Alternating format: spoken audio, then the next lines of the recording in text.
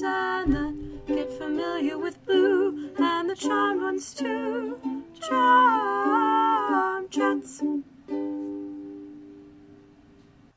Hello. Hello. Welcome to Charmed Chats with Kendra And Kat. Today we are covering episode 219, Ex Libris. Yes. Ex Libris. Uh-huh. Is Latin. No shit. Yeah. The Latin translation of Ex Libris is from the books, and the definition that I found is from the library of, just how it's used now. So this automatically tells you that this episode is probably going to take place in a library. Yeah, at least a majority of it. Yeah. Or a portion. Mm-hmm. 1/4 portion. Is it way fácil? Okay, now we're just mixing our references. Yeah, totally. Anyway, a few things that use the name Ex Libris are a Dutch metal band, a Swiss retail company that operates 82 department stores in Switzerland, and a party game. The game involves having to write fake but plausible opening or closing sentences of genuine books in an attempt to fool fellow players into believing your words are the authentic first or last lines of a given book. That actually sounds kind of fun. Yeah, but I suck at games like that. Yeah, what was that one game that we played a while ago that was like meant to be 3 to 5 players and we tried it with 2? Yeah, I don't remember. It was some card game. It was a card game, and it was kind of like that. Yeah. Where it was something about something... laws. Like fake laws. It was something where you had to make up. Yeah. Like, you it was pick between... It was fake laws. Okay. I know that for a fact. It was fake laws. Yeah, it was, wasn't it? Yeah. And I suck at making shit up on the fly like that because my brain doesn't work that way. Mm-hmm. Like, this particular card game is you write stuff down. Okay. But even then, I suck at that. Well, I mean, you could literally just think, hey, if I were writing a book, what first line would I use? Right, but it has to go with whatever that book is, and that's the thing. I mean, stick in a name, be done. Yeah, I don't know. Anyway, links on the website as per usual. This episode aired on April 27th, 2000.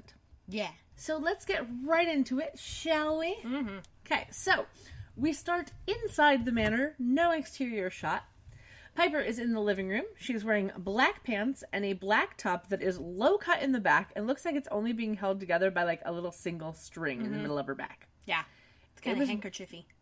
Well, no, it was a little more fabric than handkerchiefy because true. It was covering her back. It was just reminded hadn't me open. of those, though. Yeah. Her hair is down and slightly wavy, and it looks really nice. She probably took one of those 3-barrel curlers to it. Yeah, it looks really nice. I am getting rid of mine because I never fucking use it. I don't ever curl my hair. It wouldn't take it anyway. No, it really wouldn't. Mm-mm. And she is lighting a ton of candles. A shit ton of candles. Okay, this seems like a romantic. Almost every service. Yeah, this seems like a romantic thing to do, but every time you light a candle for ambiance, if you leave the room for an extended period of time, or you know you're going to leave the room for an extended period of time, you need to blow that shit out so your house doesn't burn down. Uh-huh. Is this comment of mine foreshadowing? Maybe. Maybe not. Spoiler, it's not. It's half foreshadowing, half not. Yeah, we'll get there at the end of the scene, but it was just... There is literally a candle on almost every single surface that there could be a candle. Yeah. And she's, like, moving stuff around. There's a bottle of wine and an ice bucket that she's, like, making sure is under the ice. She, like, picks up a vase and sticks it up on the mantle. Next to a candle. Yeah. Yeah. And there's music playing. Now, again, I watched on Netflix. I've been doing that lately because I have yet to move my computer out of my bedroom. I am enjoying having a closed door to watch things. It's quite nice. I don't have to be quiet about my God damn it with the greasy hair, you know? Like, yeah. Oh my God, yeah. Guys, it doesn't get any better in this episode. It really doesn't. Yeah. So, there's music playing. And on Netflix, the song is So This Is Love by Jan James. Now, she is, according to her website, the, quote, blues rock singer with the country soul voice, unquote. Yeah. That sounds like a tagline that her manager made up. Yeah, I will link to her website on our website, but I didn't care enough to find out anything else about her.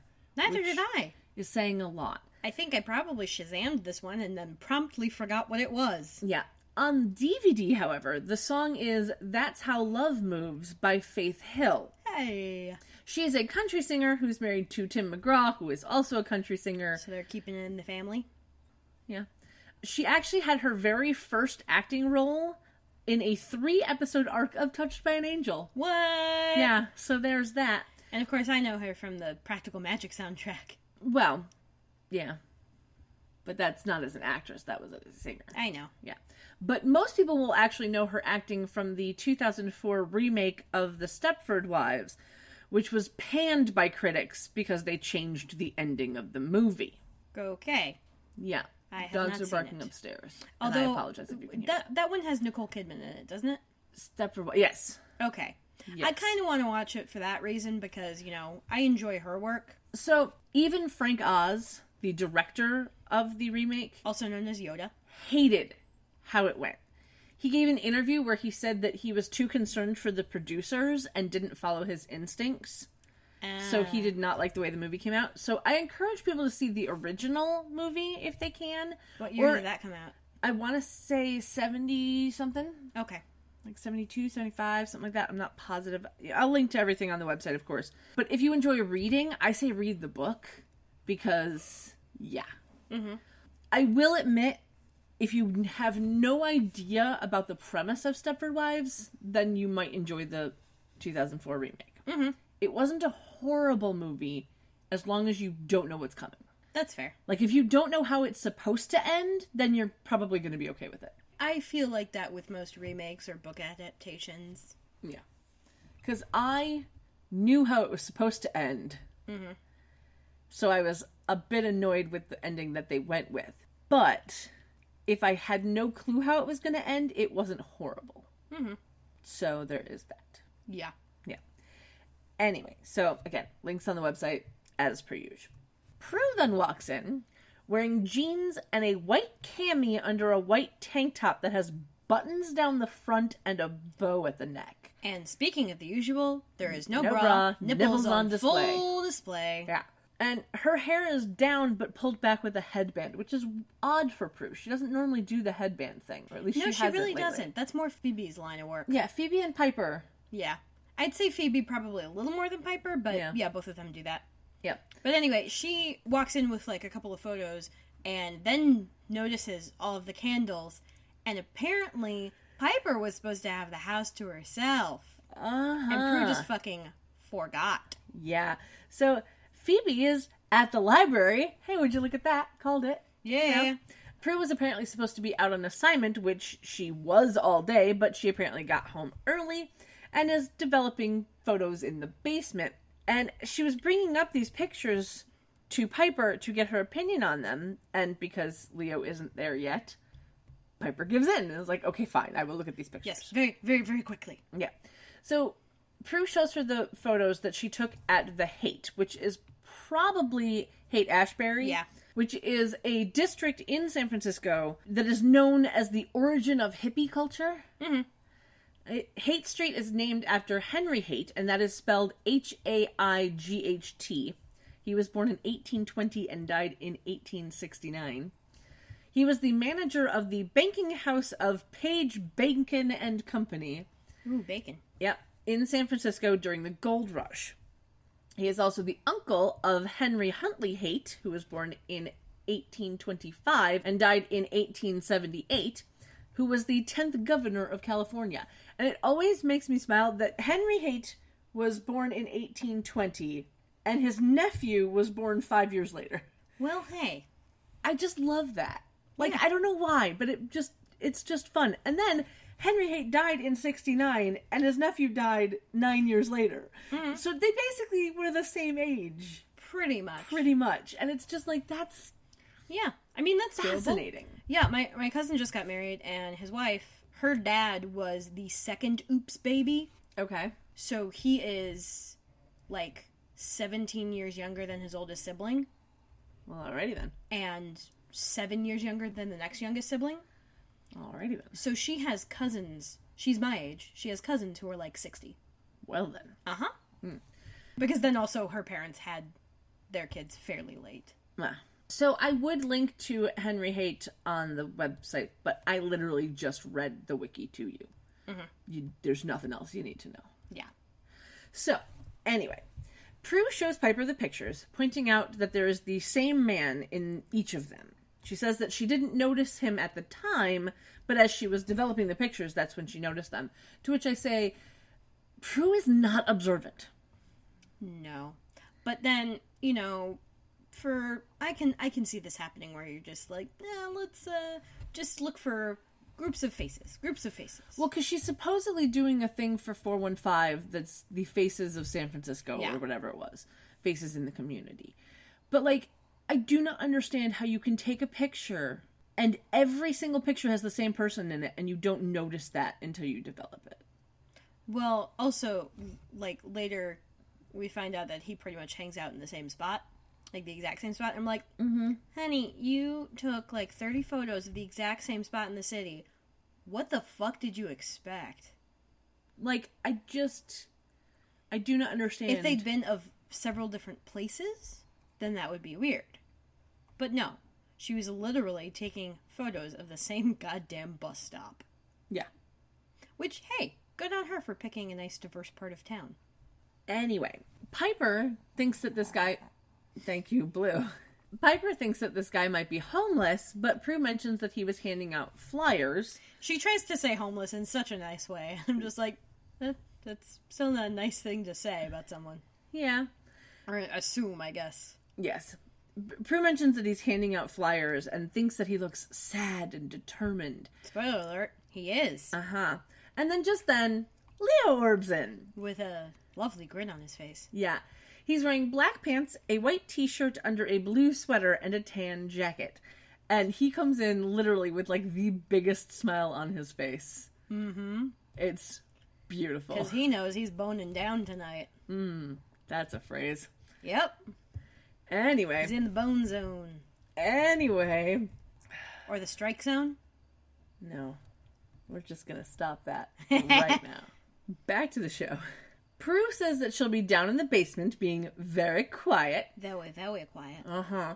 And she hugs Piper. Because they'll be banging like rabbits. Oh, Jesus. Sorry. She hugs Piper and then whispers to her, no sex without safe sex. And Piper just kind of like nods and she's like, yeah, sure, fine. Uh-huh. Okay, good. And then she goes to leave. And Piper calls after her saying that there's a birthday card for their dad on the kitchen counter if she wants to sign it. Prue, of course, declines, says goodnight to Leo, and then leaves. And Piper begins to wonder why Prue doesn't want to sign the card when Leo just walks over and kisses her. Yeah. He's like, okay, just shut up. Come here. Like, okay, Prue's gone. We can bone now. Yeah. And then he does this, like, he does a super sweet thing where he, like, puts his hand under her chin to lift her head to his. He is tall. It was so sweet. Well, he's taller. I don't actually know how tall Brian Krause is. But... I could look it up, but I'm not going to. Holly is short. Yeah. So, Holly is like 5'2". Yeah, I could look this up. I'm not going to. Fucking my height. So. Yeah. But it was just I just think it's always the sweetest thing where it's like, I'm gonna help you. Let's just do this. No. It's just so cute.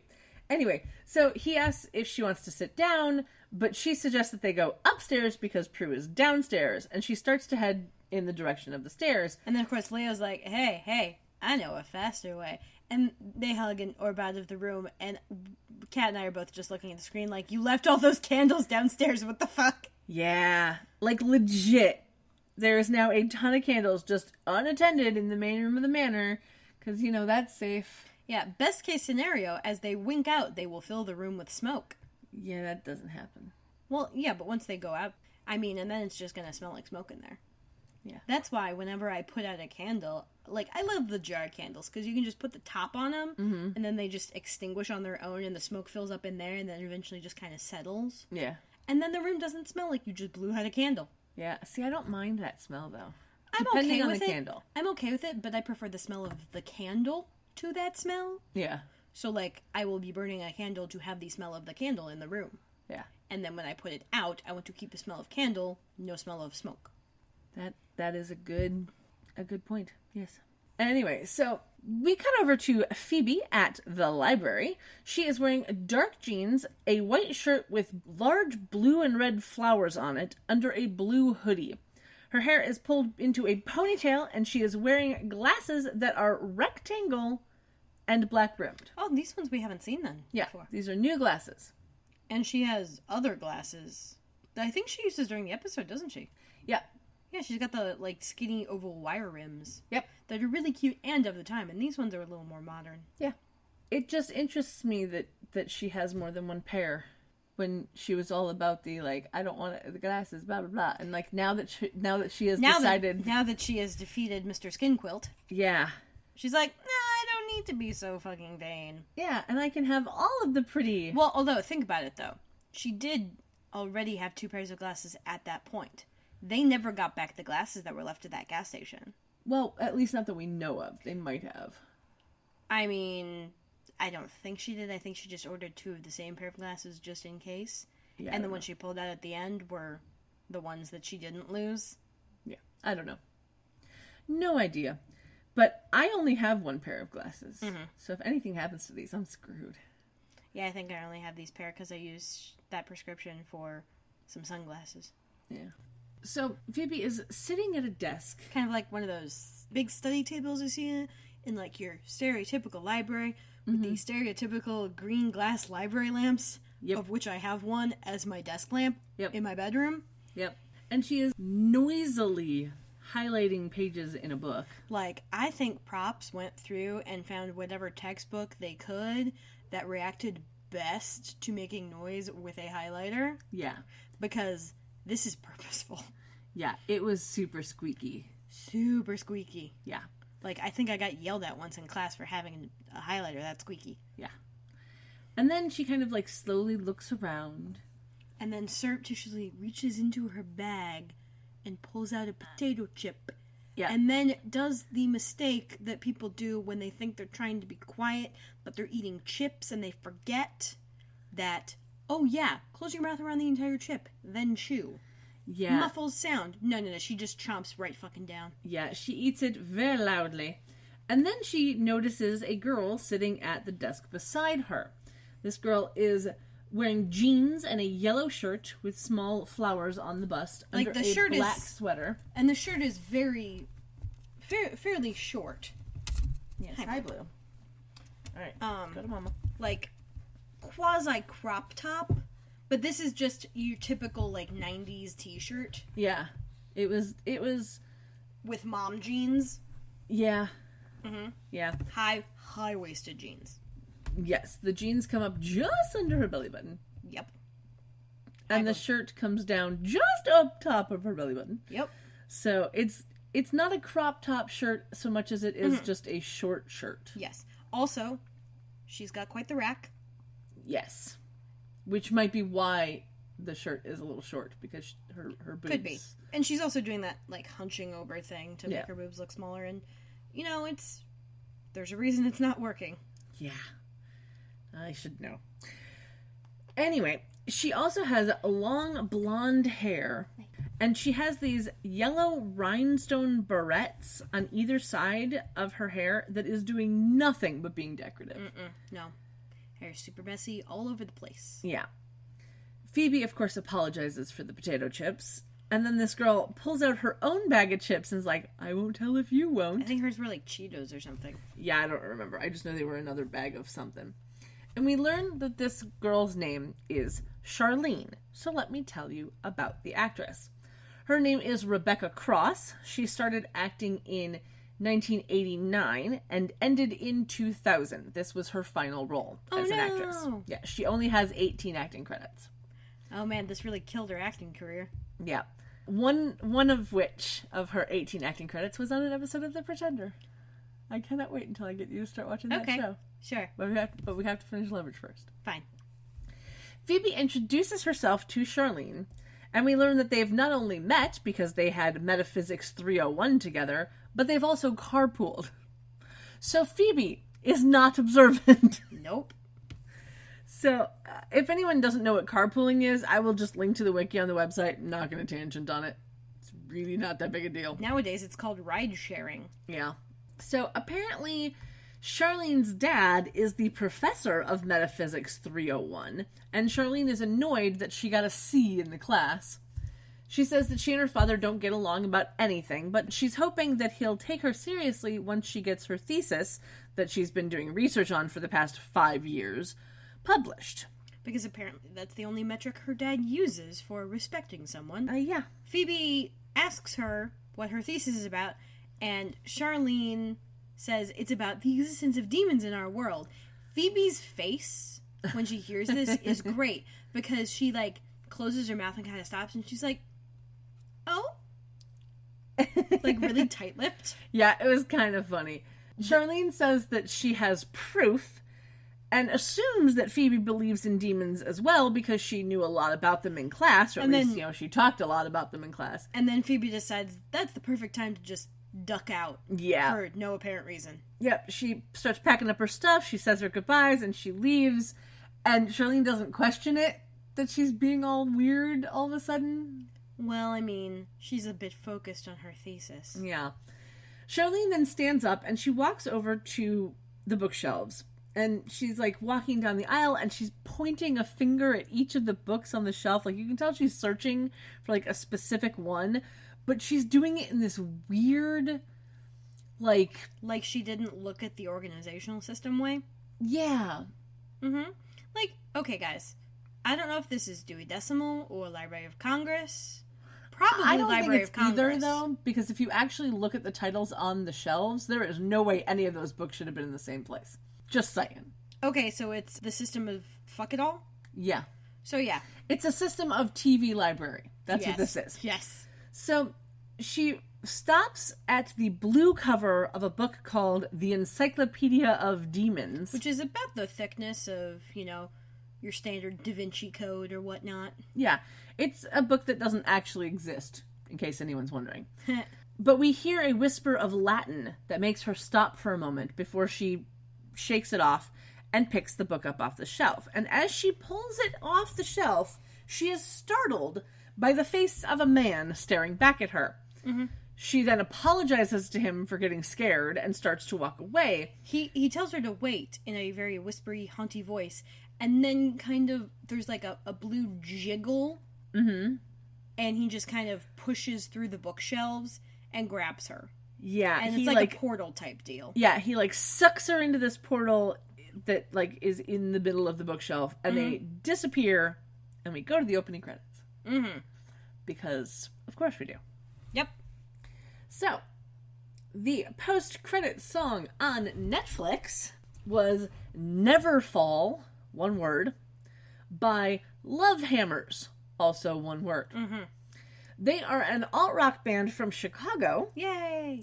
They started out in 1994 as Swinging Love Hammers, but they shortened the name in 2001. Mm-hmm.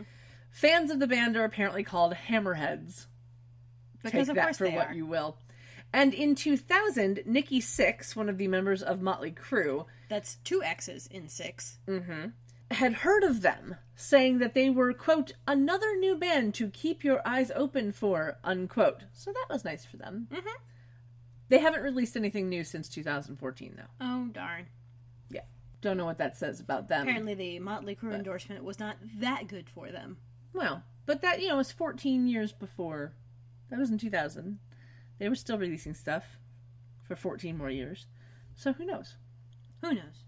Anyway, the DVD had the song January Friend by the Goo Goo Dolls. They are an American rock band that formed in 1986 in Buffalo, New York, and most people will recognize them for the song Iris off the soundtrack for the movie City of Angels.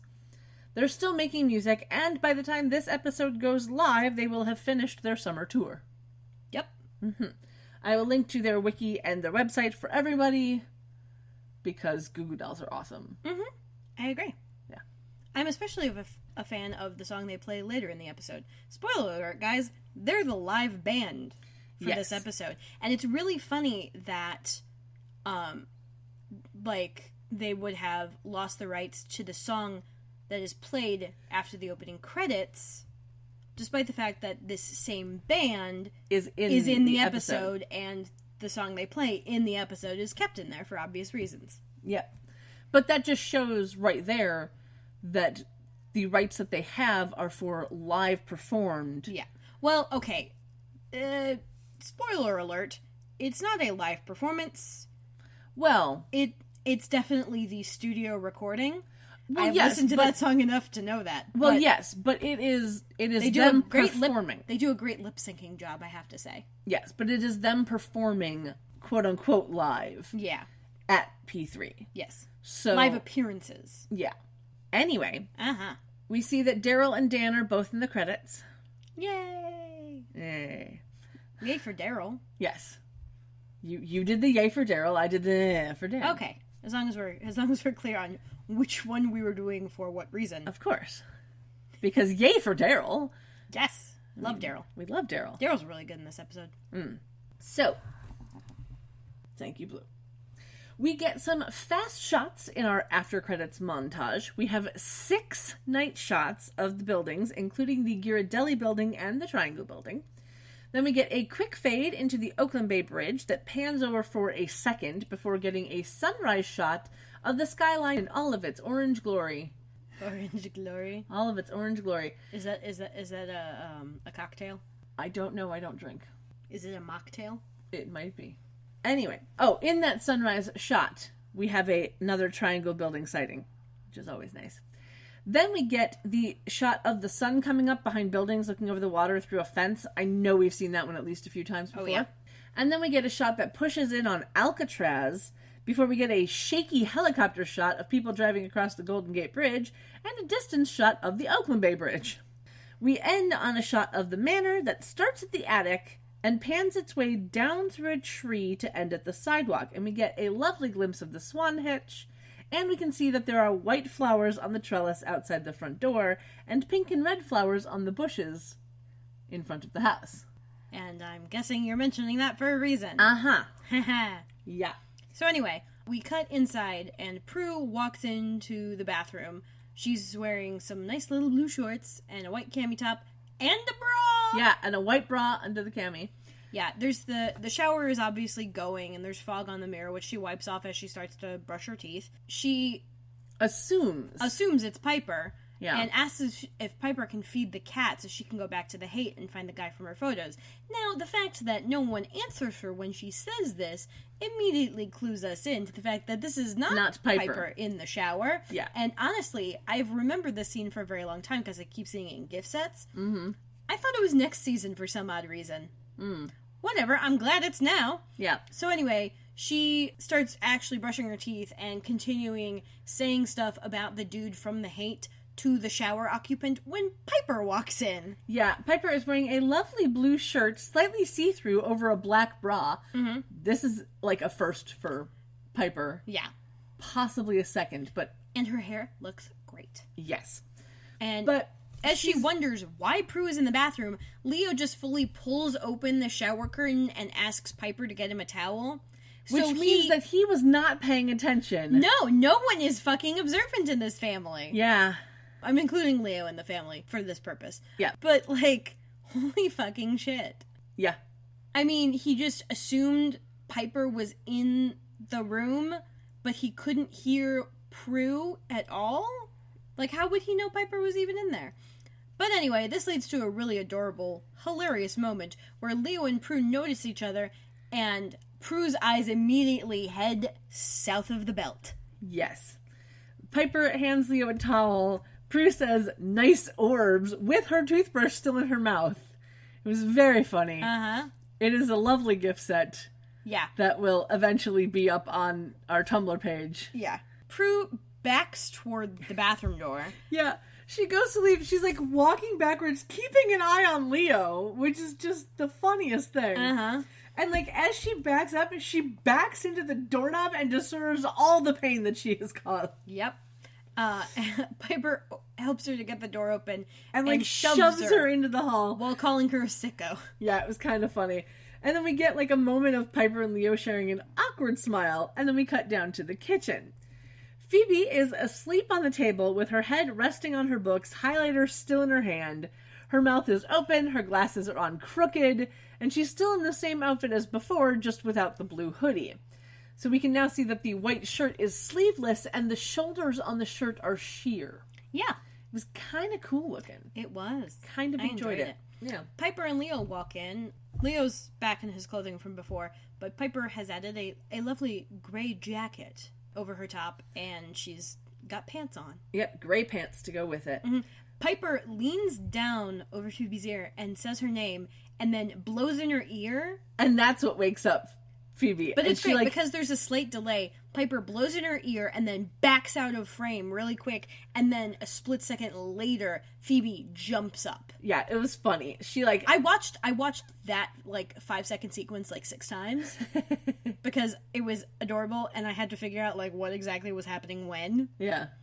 But anyway, Phoebe turns toward the clock on the wall and starts panicking. She's like, "It's 8 o'clock! It's 8 o'clock! I'm late! Yeah, she thinks she's late for her finals. Date. Her finals date. Indeed. But Piper, of course, calms her down, telling her that it's only Thursday, so her finals aren't until the next day. And she then asks Phoebe to tell her that, you didn't pull another all-nighter. But, of course, Phoebe can't. Mm-hmm. Yeah. Because she's in college. That's what she do. Yep. Yeah. Well, I don't know that I ever did that in college. I've done it other times, but not in college. Well, okay, no, that's not true. All of my all-nighters have been accidental.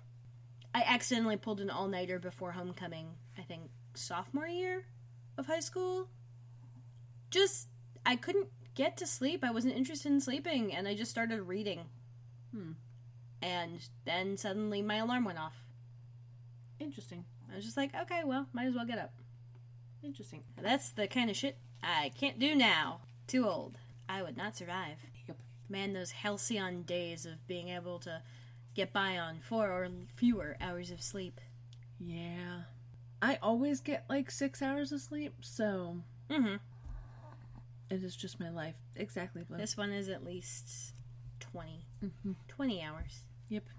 Yeah. He's a sleepy pupper. Mm-hmm. So, we then get a cute sister moment where, in the middle of this sister fight, Phoebe says hi to Leo in that, adorable, sweet way that she does, and then goes back to Piper. Because it was hi, Leo. Yeah. It was just so cute. It's kind of like that scene from, I think it's the second Harry Potter, where Molly is, tearing into Ron and then says hi to Harry, and tears back into Ron. Yes, exactly. It was very cute. It was very nice. So Phoebe's, worried that she's going to flunk out of school because of all the demon hunting interruptions. Piper's like, well, sweetie, you got to take care of yourself. Hashtag self-care. Indeed. And Phoebe's like, I'm going to change and go back to the library. Yeah, I need to finish studying. This has to happen. I need to finish doing token highlighting and yeah, acting like I even know what's going on in my classes. Yep. She tells Piper to fend off any demons or warlocks until, Saturday, and then she asks Leo if it's possible for someone to find proof that demons do exist. She points at Leo to ask him. Yeah. I do this, I'm like, question, and I will point at someone. Yeah. Leo, of course, says that it's possible, but that demons have a way of covering their tracks, which is why demons disappear when they get vanquished. And the first part of that sentence sounds ominous. The second part sounds innocuous, and I'm just like, okay, what? Is this supposed to be misleading? What? Don't know. Whatever. Anyway, Piper wants to know why she asked. Phoebe says she's just curious, and she starts to leave, but then Piper asks if she wants to sign the birthday card for their dad. Phoebe says no, because he never sends her one, and leaves. Yeah. Piper, of course, then wonders why she keeps trying, even though their dad doesn't send them anything. And Leo says that it's because she never gives up hope. And it was so cute. He, puts his arms around her and says that's one of the things that he loves about her. It's just... very adorable. It's adorable. Mm-hmm. It's adorable. And, this episode, this scene, is one where you're like, if you weren't all about the Piper-Leo relationship before, you'd best be now. Mm-hmm. Because, come on. Yeah. It's so canon, guys. It's so canon. So canon. It's booming. Indeed. That's how canon it is. Indeed. Mm-hmm. Went off like a shot. Yes. Piper asks if he was close to his dad, but Leo kind of skirts around that by saying that he prefers to focus on the present. Which is a complete non-answer. Mm-hmm. Piper then says that she has a dentist appointment to go to and asks Leo to meet her at the club for lunch if he isn't called away. She tells him that she'll pay, and he's like, well, you have to. White lighter pay sucks. Yeah. They kiss, and Piper leaves. It was super cute. Mm-hmm. It was adorable. So, we then cut over to the man from Prue's photos sitting on a bus bench, and he is in a white sweater and a tan jacket for anyone who cares. But no floral skirt. No floral skirt. We have not seen her since season 1. I miss my TJFS. Yeah, kind of sad. I kind of miss the briefcase. Yeah. Anyway, Prue walks up to him, and she is wearing a white dress under a jean jacket. Mm-hmm. It was nice. It was an interesting choice of outfit. Mm-hmm. Like, it wasn't... Well, fortunately, it wasn't whatever white dress she's worn before that, like, completely squishes her boobs. Yeah, it was very flowy on top. Like, it was kind of like... Well, no, it was just... poofy on top. A little bit. It probably had, like, elastic in the back or something. Because it's strapless. Yeah, it's a strapless dress under the jean jacket. And then it's like that tiered sort of ruffly thing on the bottom. Yeah. It wasn't bad, though. So, she introduces herself to this guy, and we learn that his name is Clevant Wilson. So let me tell you about him. The actor is Clevant Derricks.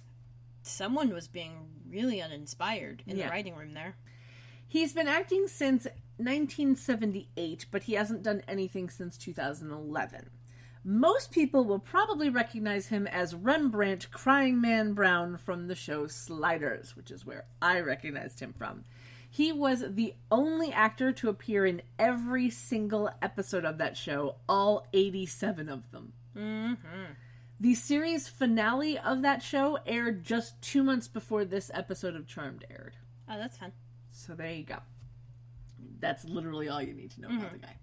So yeah, Prue approaches him at the bench and gets out a business card, hands it to him, and then tells him that she's from 415 magazine and she would love to take his picture.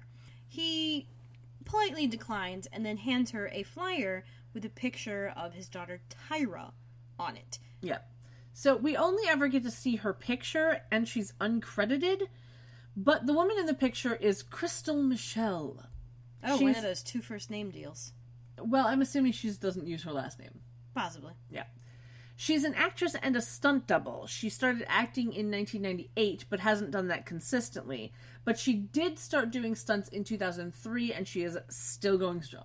Mm-hmm. She, I believe, is actually going to be in the Black Panther movie as a stunt person. Fun! So that's kind of awesome. Oh my god. I cannot wait for that movie. Yeah, kind of awesome. Anyway, we learned from Clevant that Tyra was murdered 6.5 months ago, basically at that bus stop, while waiting. And he's been there every day since the police quit looking for her. We don't know how long after her murder that was, but probably not terribly long. Yeah.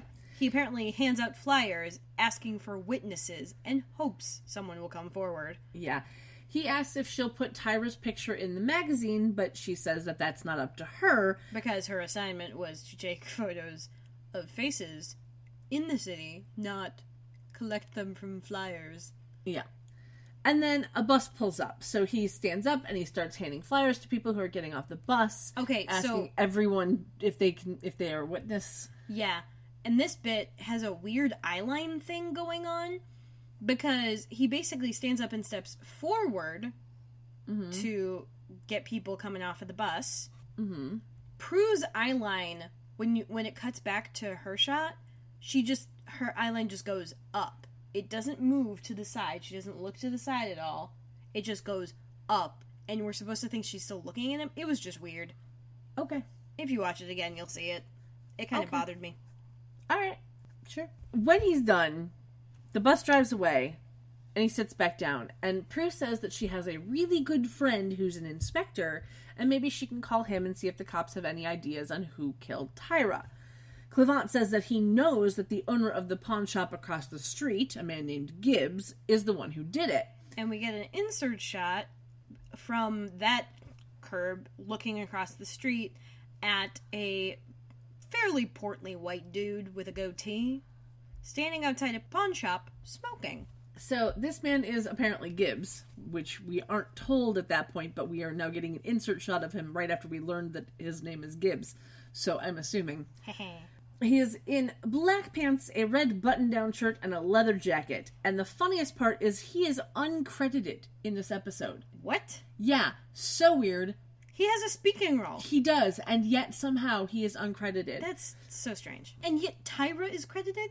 No, she is also uncredited. She is also uncredited. Okay. Yeah, but she's on IMDb, but as uncredited. Okay. So yeah. But is he not in this one at all? Like, even He's as not, uncredited? He is on IMDb as uncredited. Oh, okay.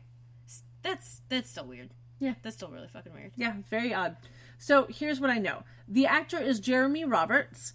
He started acting in 1987, and he hasn't done anything since 2009, but he has 113 acting credits. Oh, yeah. Yeah. He's done a lot of single episodes of shows, including an episode of Sliders, 2 episodes of The Pretender, and an episode of Touched by an Angel. Mm-hmm. So there you go. I recognize him from being Kakistos. Yeah. In season 3, episode 3 of Buffy. That's the one where we meet Faith. Yep. And it's the episode where Buffy mishears the name as Kissing Toast. Yes. Or Taquitos. Yes, he really loves Kissing Toast. Maybe it was He Taquitos. lives for Kissing Toast. Yeah.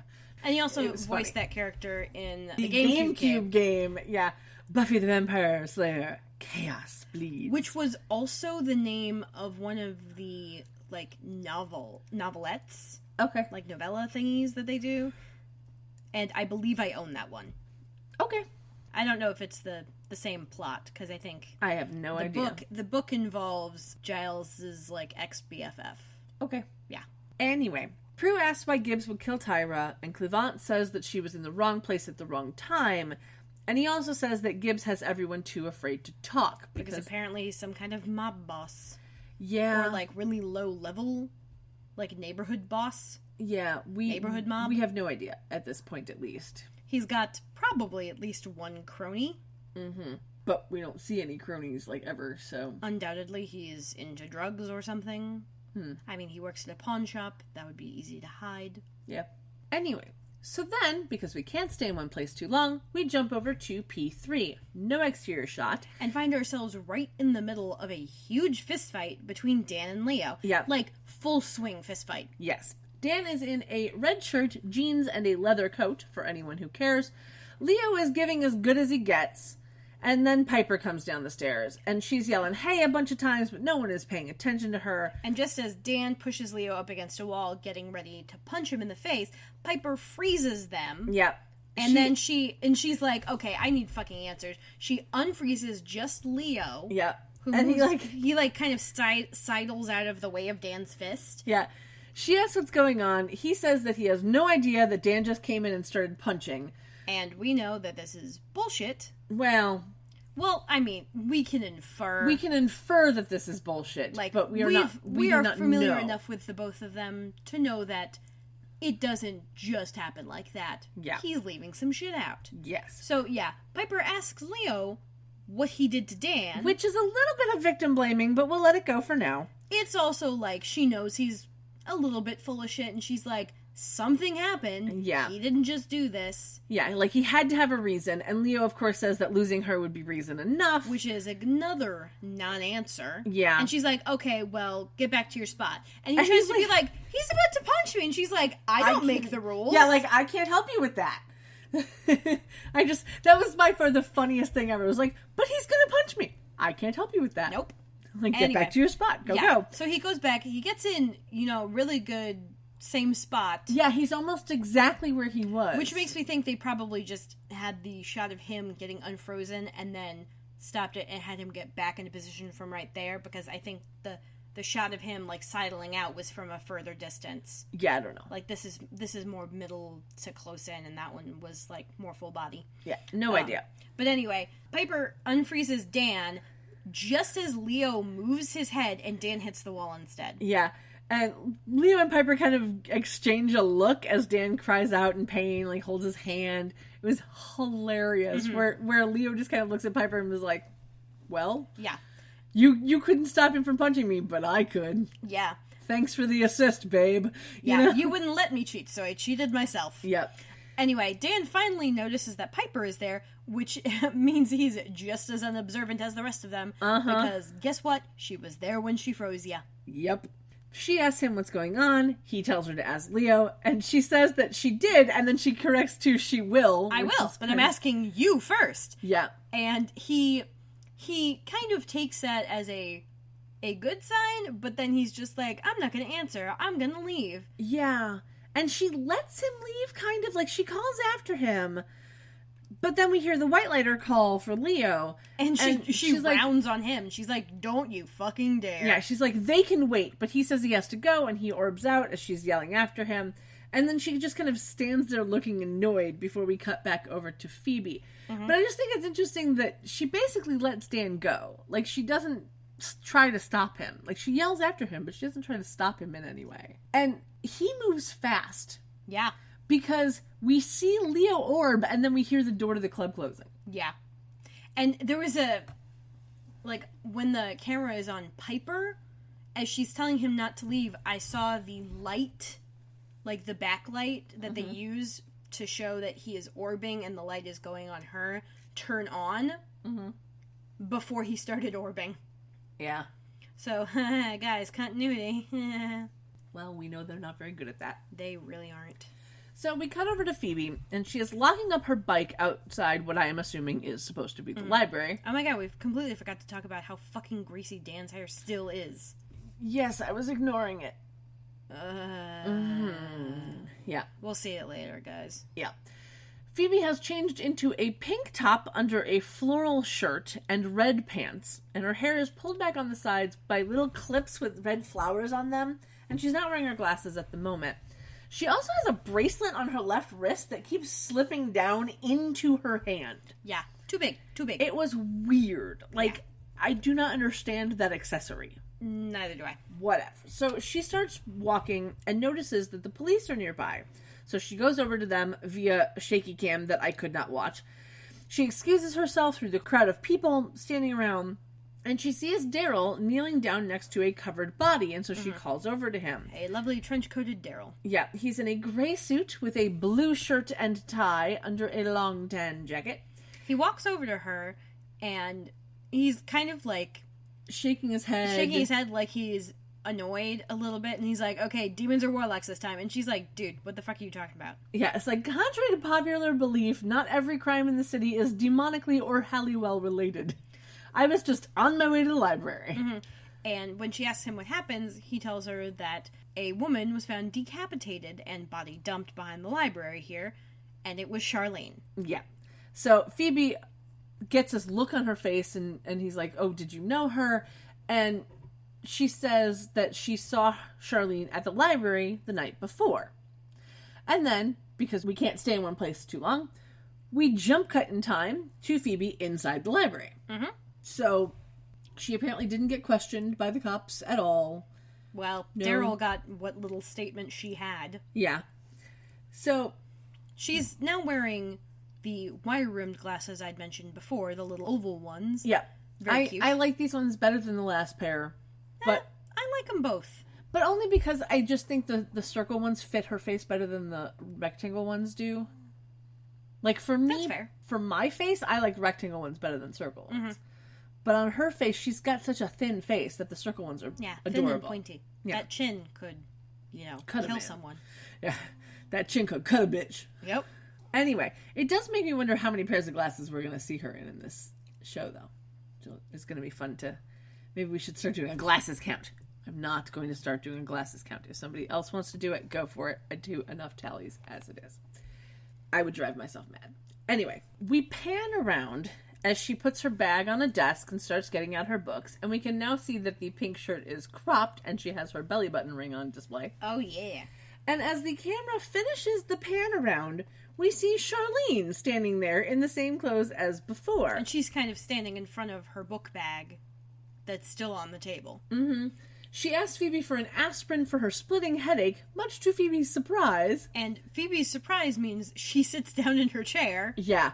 And, she tries to say that Charlene is supposed to be dead, but she just cannot finish the sentence. And then a man pushing a cart of books walks straight through Charlene, who doesn't even notice that it's happened. Because no one in this goddamn episode is at all observant. Yes. We have a lovely shot of Phoebe looking confused, and then we fade to commercial break. We come back inside P3. And Piper is busy sweeping up the broken glass that Dan and Leo left everywhere. Mm-hmm. And she's on the phone. She's kind of like got the phone cradled on her shoulder, leaving a message for Dan. Yet another message. And the line she for says, Dan. the line she says is, "Oh, he knows what this is about." Yeah. Which sounded much less passive aggressive than it could have. Yes. Yeah, right there, Bloomers? He's good. Yeah. He's a good boy. She hangs up as Phoebe comes down the stairs. Piper explains to Phoebe about the fight. Phoebe tells Piper about Charlene and the fact that she doesn't know she's a ghost. And Piper's like, "Yeah, you win with this one." Uh-huh. She doesn't understand how Charlene doesn't know that she's dead, but Piper says that, it's probably from shock, which would make sense, I guess. Mm-hmm. Phoebe then laments about the timing because she has to study and asks Piper for help. But Piper's like, "You know how this works. Ghost came to you. It's your problem." Yeah. And I'm like, do they know how this works? And then I remembered John's show, and I'm like, they do know how this works. Yep. Phoebe says that she thinks a demon killed Charlene, and then Piper jokes about Phoebe wanting to pawn the problem off on her, which it was a cute little play on words, because we've already had a pawn shop. Yeah. So, And it's a bit of foreshadowing as well. Uh-huh. Phoebe then reminds Piper about the questions that she asked Leo that morning, and says that that's what happened to Charlene. Or at least that's what she thinks happened. And then asks the general rhetorical question of, how do you tell someone they're dead? Yep. And then we cut Which over... is generally a rhetorical question because you never get the chance in real life. So true. So true. That would be awkward. Yeah. Then we cut over to the police station with no exterior shot. Prue walks up to Daryl as he's leaving the squad room. And he immediately launches into something about Charlene and, the shit going on. And Prue's like, "What the fuck are you talking about, dude?" Yeah, I don't know who Charlene is. This is the episode. Talk about Tyra. This is the episode of no one paying attention and Daryl jumping to conclusions. Yes. And it's funny. It is quite funny. So Prue tells him that she's there to talk about Tyra, and he's like, "But she wasn't killed by demons," which was very funny. But that he also tells her that they have a good idea of who did kill her, but unfortunately, without a witness, there's nothing they can do. He asks Prue why she cares so much about Tyra, and she says that she's drawn to it for some reason, and that usually means it's to help. Uh-huh. Because, of course. Yeah. Yeah. Daryl tells her that the best way to help at this point is just to get Cleavant to give up trying so he can move on. Because there's apparently no one's going to testify against Gibbs. He's got a stranglehold on that particular block of the city. Indeed. Prue says that Cleavant is never going to give up, and then asks why the cops have. And Daryl says that Tyra was probably gunned down because she saw something Gibbs didn't want her to see, and he needs a witness or a confession to be able to do anything. And Prue gets this look in her eyes. Yeah. She says that she might be able to do something, and she walks away, leaving a confused Daryl. So he's now joined the ranks of the unobservant, because you see Prue with that look in her eyes, and you have to go, "No, whatever you're thinking, stop it, don't do it. No, bad girl, down." Yes, treat her like a dog. That's the way to do that.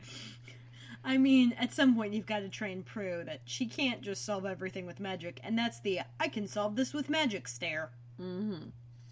Anyway, we then cut outside P3, where Piper is hanging up a card that says, "This Saturday," over a picture of the Goo Goo Dolls. It's on a board that is underneath the awning, so it's a different now appearing board than we've seen. I mean, I'm a guess that's not going to be there the next episode we see this part of the building. It's not going to be there later this episode when we see this part of the building. Oh goodness, I was right. Uh-huh. Now, I've mentioned the Goo Goo Dolls earlier, so I'm not going to tangent again. But I will mention that they have 2 actual acting credits on IMDb. One is from this episode of Charmed, and the other is from an episode in Season 8 of The Drew Carey Show, where they played a wedding band. Did you know that Drew Carey Show had 9 seasons? That does not surprise me. Yeah. I'll link to that on the website, of course, just because. Yeah. Anyway, Dan pulls up in his car and gets out. He's carrying some files, and he walks over to Piper. Yep. He says that he got all 8 of her messages. She asks what the fight was about. He says he was hoping that Leo would have told her, and she says that he's apparently unreachable. Mm-hmm. Which I think is very funny that he doesn't question that at all, because Leo was standing in front of you when he left. Why? He probably understands that Leo would have bugged out of there, too. Yeah. He just doesn't think about, people who can't get messages because, he got 8 of them. Yep. Mm-hmm. Hi, Blue. What are you doing? Hi, baby. What's up? Anyway, he says that, this whole situation is awkward and he doesn't want to come across as the jealous ex, which is why he went to see Leo first. Right. And then he brings up his brother-in-law, who works for the State Department, who found out that something wasn't right with Leo's army records. Piper, of course, starts to protest, and Dan says that he told his brother-in-law not to go any deeper than he already had, but he did anyway, and he sent Dan some stuff. Yeah, I'm leaving that one alone. He then hands Piper a file that is labeled War Department Records Jacket, United States Army. Who knows if the combination of those 2 things means anything? Yeah. I don't. Not a clue. She just takes the file and kind of tucks it under her arm and doesn't say anything. Yep. Dan says that Leo isn't who he says he is, and then tells her to do what she, whatever she does with the information is up to her, that he's still there for her, he's still her friend, and then he leaves, and she takes a look at the file. We don't get any reaction from her, and then we time jump, because again, can't stay in one place too long. Nope. To Prue, in her car, talking on her cell phone with Piper. Apparently, the file informs Piper that Leo was married to a woman named Lillian who got his Purple Heart after he died. Yeah. And there's a photo in which she describes Lillian as very pretty, and later you see it, and her face is just completely flat. Like, of emotion, I should say. Yeah. She's just, like, it's not even a sad face, it's just it's like a resting bitch face.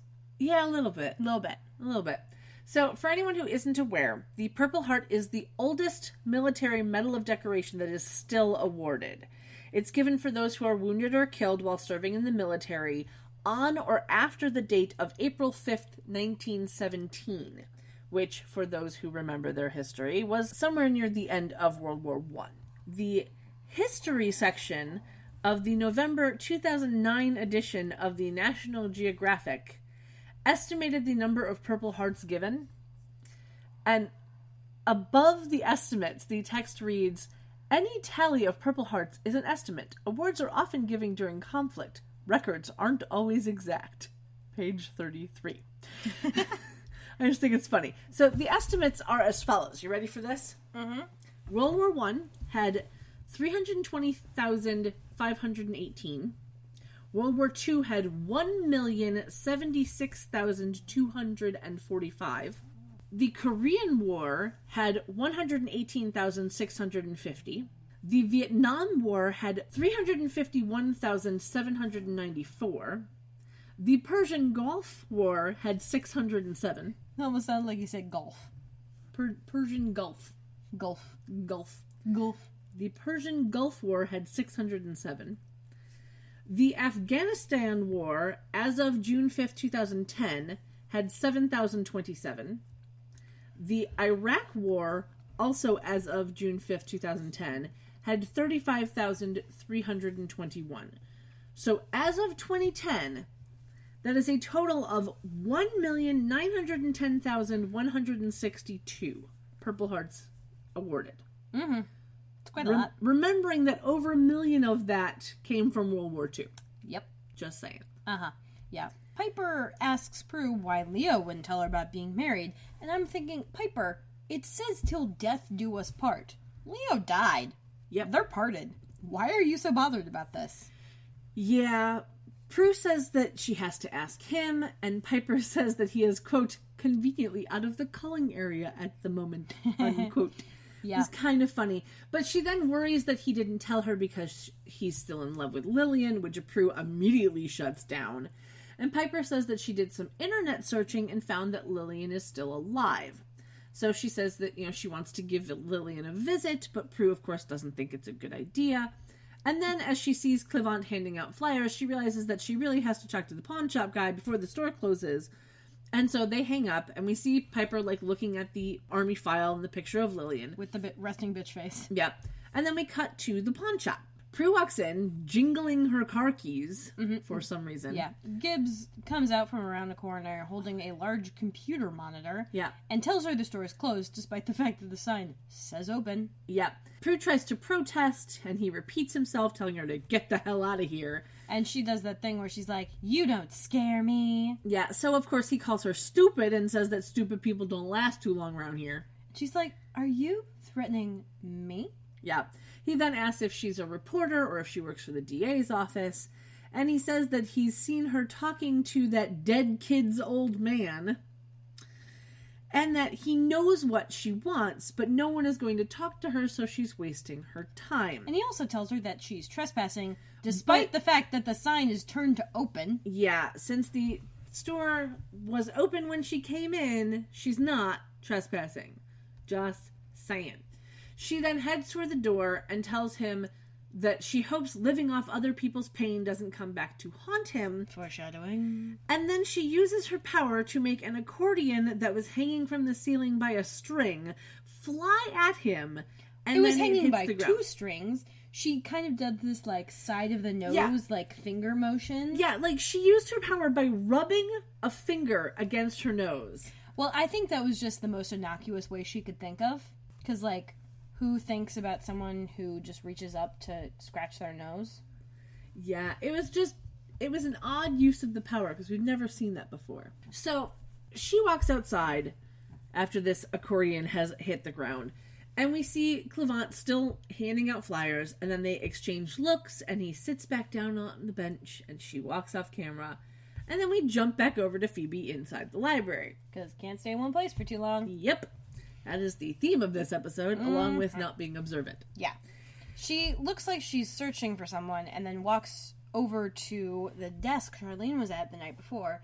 It's still got her books on it. Yeah. And so she's looking down at the desk, looking down at a book, and we see people, like, walking in front of the camera that blocks her from view for just a second. And when they clear, Charlene is standing right next to her. Which is a nice lovely gag. Yeah. Yeah, it was a lovely gag. I love when they do that. Yeah, because it seemed like it was a practical effect, and it was quite nicely done. Charlene, of course, says Phoebe's name, which makes Phoebe gasp in fear, because she is just... And, like, it easily was a startled. very audible gasp. And the librarian who's sitting at, like, the intake desk stands up and does this very aggressive shh at her. Oh, God, I scared the dog. I'm sorry, Blue. I didn't mean to scare you. Yeah, he's good. Like, super aggressive for what could have just been, like, a choking on something, kind of. Because she kind of, like, clutches her chest and just breathes in. And the librarian's like, you must be quiet. Yeah. This librarian, man, like, she is uncredited. She's not even on IMDb that I could see. Oh, no. Like, I wish we knew who this person was, because the acting is just superb. She's very librarian. Yeah. So, Phoebe asks how Charlene is feeling. Charlene thinks that Phoebe is asking about the headache she mentioned earlier. And then we can see that the librarian is kind of looking at Phoebe strangely, because she can't see Charlene. Because Charlene is in between Phoebe and the librarian. And the eyeline here is really great, actually. Because Charlene's head is exactly the spot where Phoebe would be looking at the librarian's face. Yeah. So, when Phoebe's talking to Charlene, the librarian's clearly thinking, why is this crazy girl talking to me? Yes. So, Phoebe notices the librarian, finally, mentions it to Charlene of like, oh, she thinks we're being loud. Let's go over here. So they head over to the shelves where they can talk without disturbing anyone. And we get a lovely scene of exposition where Phoebe finally tells Charlene that she's a ghost and that she can see her because she's a witch and that she's supposed to help. Charlene does not take this well. She tells Phoebe that she's the one who needs help. And so Phoebe's like, well, here, let's test it out. Pick up a book. And Charlene goes over to a bookshelf and she kind of like reaches up and then goes, this is stupid. Yeah. And just stomps off. Yeah, it's very funny though because Phoebe basically like spouts stuff from Metaphysics 301 about, neophyte ghosts not being able to channel anger into moving things.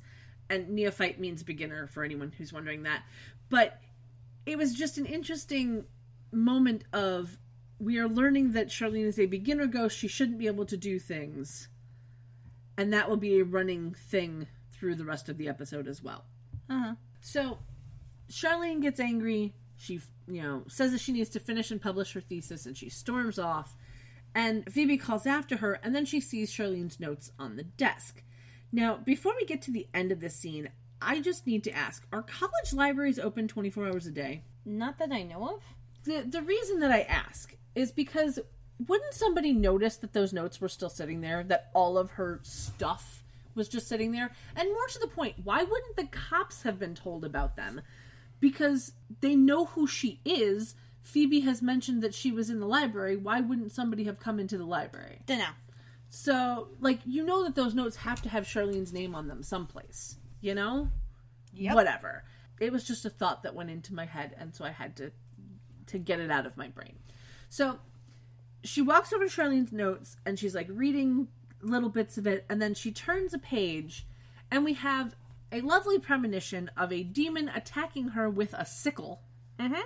Like a scythe. Yeah. And then the premonition ends, Phoebe gasps for air, and the librarian shushes her yet again. Oh my god. And then we go to commercial break. We come back from the commercial to see Phoebe, now on a chair in the wicker room back at the manor, reading the Book of Shadows. And comically, just holding it in front of her. She's cross-legged on this chair. It's a really adorable look for her. Yeah. She has taken off her floral shirt. Prue comes in, and we see that she has taken off her jean jacket, which is when we learn that the dress is strapless.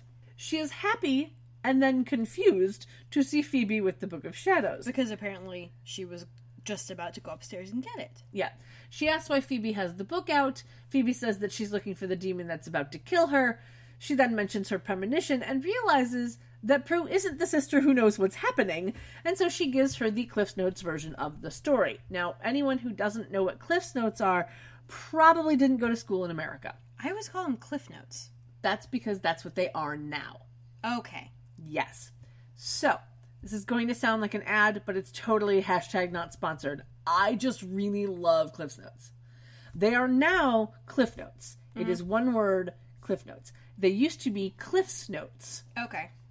I don't know why Some it changed. named Cliff. Yeah, don't know why it changed. But they are super awesome study guides that present and explain literary and other works in simple and easy to understand words. They used to be in pamphlet or book form only, but now they can also be found online, which is kind of amazing. Are they the ones that tend to come in the black and yellow cover? Yes. Okay. Because then there's also Spark Notes, which is roughly the same thing. Right. I didn't like them as much. No. I don't know that they're still around either. That I don't know. Cliff's Notes are an amazing research for anyone who needs help getting through books like Anna Karenina or, War and Peace. Or anything by Tolstoy. Yeah. Or if you just need a refresher on Death of a Salesman or Romeo and Juliet. Or Swan's Way. Yeah. There are over 300 titles online, and they helped me a ton when I was in school. And they even have an iOS app now. Oh, perfect. I love it. But yeah, it's, again, #not sponsored. I just really, really love Cliff's Notes. They are awesome. And they have an entire section on, Hamlet. Mm-hmm. All of Shakespeare. Yeah.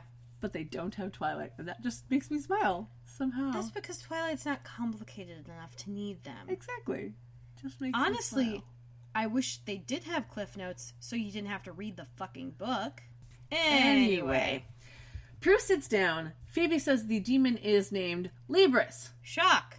Horror. Yeah.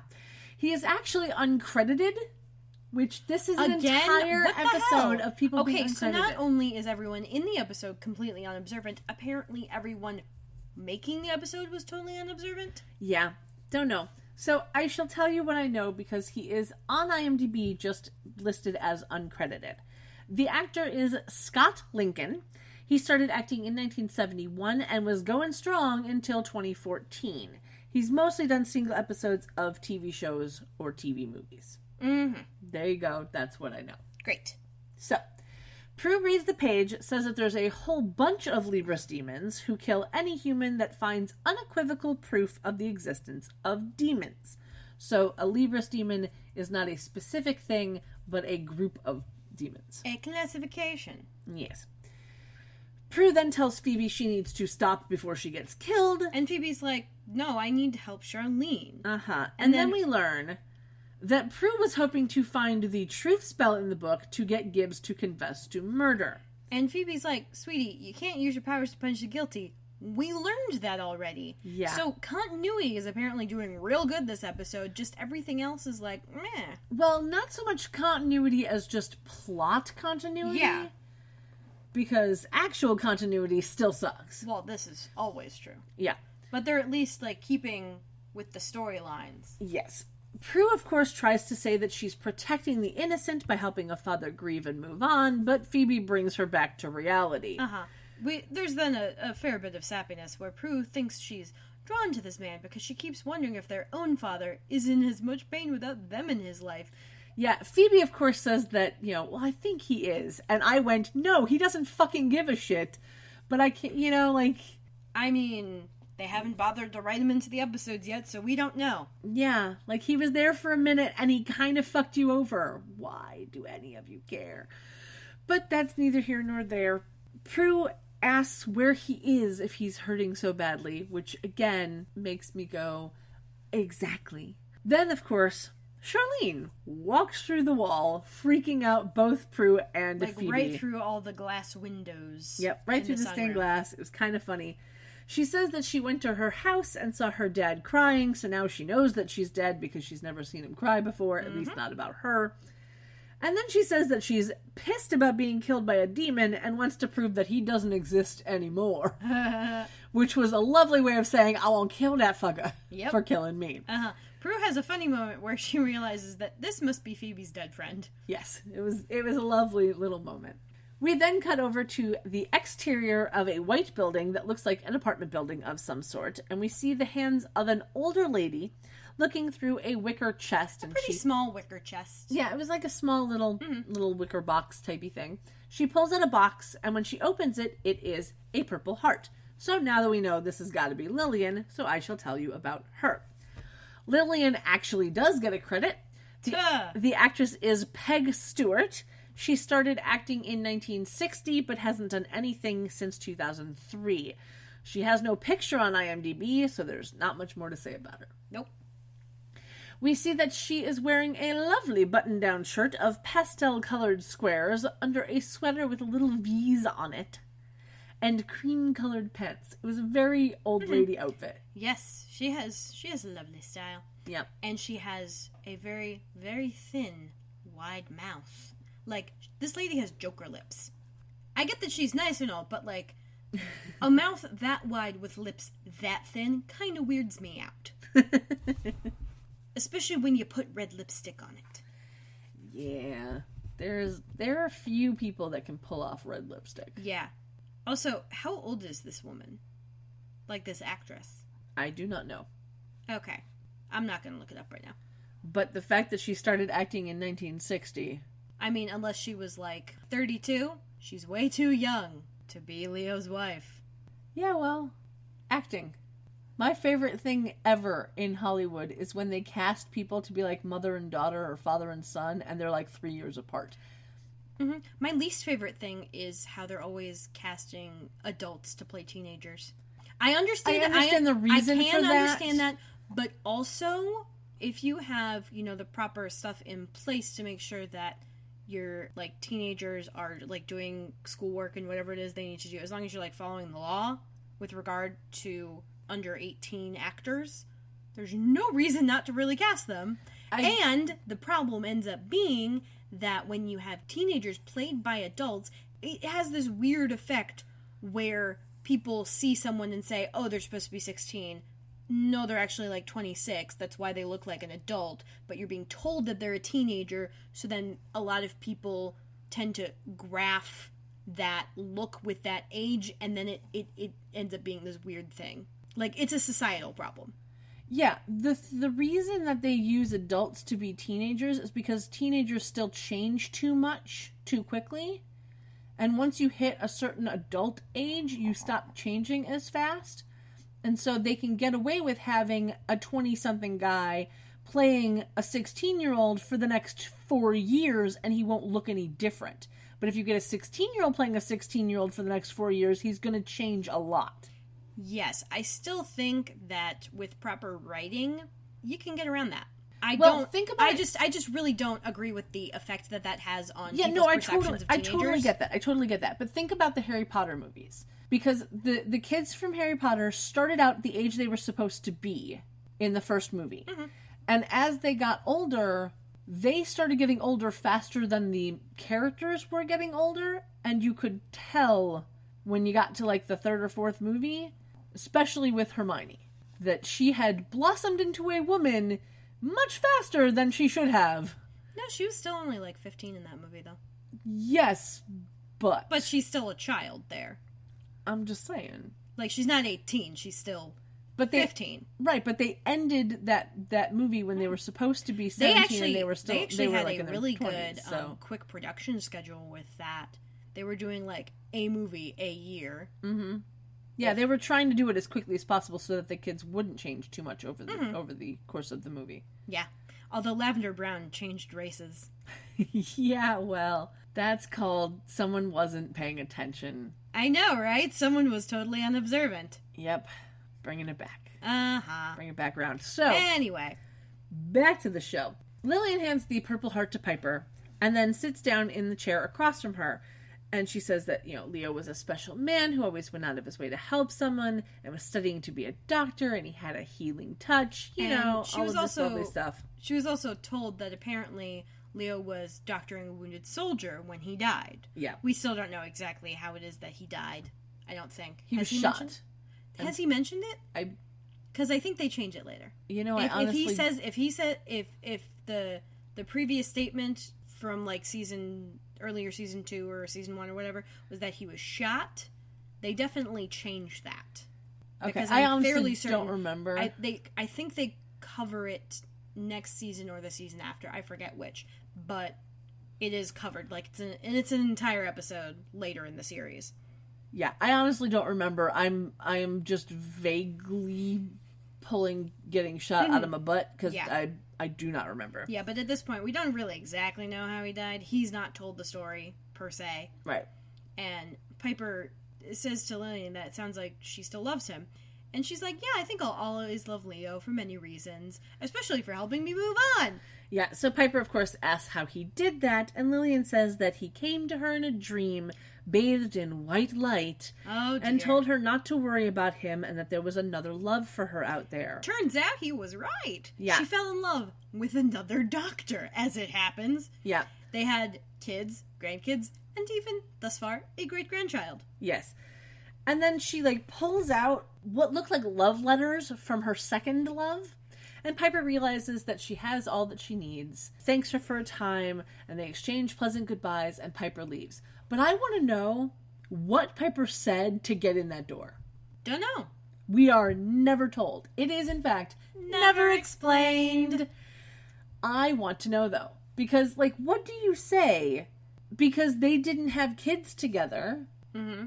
So who are you claiming to be that you know about Leo? A historical society? I don't know. But I wonder about that. That's one of those things where... She could probably pull the student thing, because, hey, my sister's a student, I know how this works. Or, I was a student, I know how... I can imagine several excuses that don't involve mentioning current Leo. I don't know, it was just one of those things where it hit my brain of, what did she say to get in the door? And I'm kind of sad that we never find out. Whatever. Doesn't matter. Mm-hmm. We then... I like that when they were married, they had the same initials. Yes. That's fun. It also cuts down on the amount of monogramming you need done. Okay. That's an old lady thing. Monogramming, right? Sure. I see that in a lot of grandma bathrooms. Sure. Anyway, we then cut to an exterior night shot of the manor, pushing in on the house through a tree with no leaves, white flowers on the bushes, and greenery on the trellis outside the front door. I knew there was a reason you mentioned it. Uh-huh. It's the tree with no leaves that really gets me in this one. Yep. Like, really? Did nobody notice the fact that the tree has no leaves when it did, earlier? They got a bunch of just stock footage, and they kept getting more stock footage, and they were just like, yeah, we'll slap this on where we need it. Yeah. Yeah. Although, granted, if they had only gotten, like, stock footage from a single day, like, even if they gotten, like, 12 shots, we would have noticed. It would have been repetitive. But I would rather it be repetitive than inconsistent. This is true. This is very true. Yes. Hence the reason why we liked our tan jacket floral skirt lady. Yes. Because while it is repetitive, it is consistent. Mm-hmm. Anyway. Or SWA properties. Yeah, exactly. So, inside the living room, we see Prue, Phoebe, and Charlene. Charlene is telling them what she remembers. The girls are trying to figure out how to catch this Libris demon to be able to use the vanquishing spell that they have. Prue says that they're going to have to go to the library. Phoebe, of course, thinks that retracing Charlene's steps might work so that Prue and Piper can use their powers to stop the demon so they can vanquish him. Prue tells Phoebe that this is risky, but Phoebe is very determined, and she's saying, hey, with backup, this is going to be no problem, right? Right. The door opens, and Piper walks in. Just as Prue, Phoebe, and Charlene walk into the foyer, and they kind of, like, push her and turn her around. Yeah, they immediately and she sees Charlene, she's like, wait, who's that? And yeah. the actress like, playing Charlene. We'll explain on the way. And Yeah. they all go to leave. But The actress playing Charlene does this really great moment. thing that I constantly do at work, which is to go through doors that are closing without touching them. Yeah. She kind of just, like, slides around the door so she doesn't have to touch anything. Yeah, because Prue goes out first. Prue opens the door and goes out, but as she's leaving, she kind of, like, pulls the door a little so it starts to swing closed. And Charlene, like, angles herself in such a way that she doesn't touch Piper or the door to get out, because they didn't want to, like, try and do CGI. But it was just really funny, because you look at that and go, she could have just been the last one out the door, and then someone comes back and closes it behind her, instead of making her, like, skirt her way around. I don't know, I thought it was funny. It was very funny, but there were, like, a dozen other ways that could have been done. Mm-hmm. That wouldn't have been as obvious that she was an actual human being trying not to touch things. Mm-hmm. Just saying. Anyway, we then cut to an exterior shot of Evans Hall Library. Now, anyone wondering, Evans Hall is the Statistics, Economics, and Mathematics building at the University of California, Berkeley. Berkeley has 32 libraries, making it the fourth largest academic library in the United States, surpassed only by Harvard University Library, Yale University Library, and the University of Illinois at Urbana-Champaign's library. Wow. Yeah. They also, at Berkeley, have 32 fraternities and 14 sororities. Wow, it really is all Greek to them. Mm-hmm. I am, however, proud to say that Berkeley is only about a 20-minute drive outside San Francisco, so at least they're good with the college they picked. Yep, that works. It's an odd choice of library to have picked, because, mathematics, economics, that doesn't really go so well with why there'd be books on demons. Yeah. But, whatever. However, is in the details. Indeed. However, while it is only a 20-minute drive outside San Francisco, it is a 40-minute bus or train ride. What? So I want to know how long it took Phoebe to get there on her bicycle. She likes to ride her bicycle. She likes to ride her bike. Yes. Just saying. I also would like to know why Daryl would have been at the crime scene, because UC Berkeley has their own police. Yes, but I doubt that they have the jurisdiction for murder. I don't know. Because honestly, I just don't know if they're under San Francisco police or not. Well, okay, like, when I was going to college, we had the Butler PD, the Boopy-Doo, as we called them, because BUPD. That's adorable. The Boopy-Doo. And they were in charge of everything on campus, unless, of course, the Metro PD came in. Okay. And if the Metro PD were called to something that was kind of on campus, kind of not, like a dorm, then they had jurisdiction for whatever they were called for. Which meant that residents who call 911 would not get the Butler PD for anything that was happening on campus. They would get Metro. Which is how a dude I know who was playing trumpet at 2 a.m. on top of his dorm room got arrested and taken downtown. Yeah. And spent a night in Marion County Jail, which is apparently one of the shadier jails in this country. Mm-hmm. Yeah, don't play trumpet on your roof at 2 a.m. And don't be drunk while doing it. Yeah. In a sophomore dorm. Yeah, that too. Mm-hmm. That too. He missed a dress rehearsal. And we never let him live it down. Mm-hmm. Moron. Yep. Anyway. Inside, Charlene is showing Phoebe her notes. Prue is sitting at another desk looking at a book, and Piper is standing nearby Prue looking at a newspaper. They're being real subtle. Uh-huh. Charlene says that she next went to find the encyclopedia, so they head in that direction, and then Prue and Piper follow behind. Charlene points out the book, which is somehow replaced on the shelf, and Phoebe's like, well, I don't hear any scary voices. And so Phoebe reaches out, and there's this very tense moment of her reaching to pull the book, reaching, and then yanking it off the shelf, and then nothing happens. Yeah. Charlene's like, wait, can demons see ghosts? Yeah. So Phoebe looks over at her sisters and just kind of like shrugs and shakes her head. Yeah, and then the demon appears and pulls Phoebe into the portal-like thing, and she disappears into the bookshelf. Charlene screams out and then jumps in after her. And as Prue and Piper are running over, the portal closes. And, like, the effect of the portal is, again, this, like, iridescent blue jiggly thing. Yeah. So you can tell that the space there is permeable. Mm-hmm. Like Jell-O or, like, a Stargate or something. Yeah. And you can see it, like, retract like a lens. Yep. Or like a pupil. Like an aperture. Aperture, yes. Yes. Science. Aperture science. Okay. Yeah. Not going there. We cut to the other side of the portal. Phoebe comes out of said portal and falls into some boxes, and this is the same spot that we are shown in her premonition. Yeah, they're like kind of wooden crate type boxes. Mm-hmm. The demon then comes out of the portal, and Charlene pops out right behind. He puts up his hands like he's about to swing a baseball bat. Yeah. And this, like, black puff of smoke happens, and then there's the sickle. scythe. Yeah, I'm calling it a scythe. It was a sickle. But it's also a scythe. Because death. It was a sickle because it was small. Okay. That's the difference? Yeah. Really? Yeah. Okay. A scythe is much larger. Okay. I'll take your word for it. Yeah. But yeah, he gets ready to swing at Phoebe, and then Charlene yells out. She does this very, like, involved, no! Yeah. And then he turns around but can't see anything because he can't see ghosts, even though he's a fucking demon. Yeah, apparently not all demons can see ghosts. Hashtag not all demons. Anyway, so he ignores the fact that he can't see whatever he thought he heard and gets ready to swing again, but Charlene grabs the sickle, and then we cut back to Prue and Piper.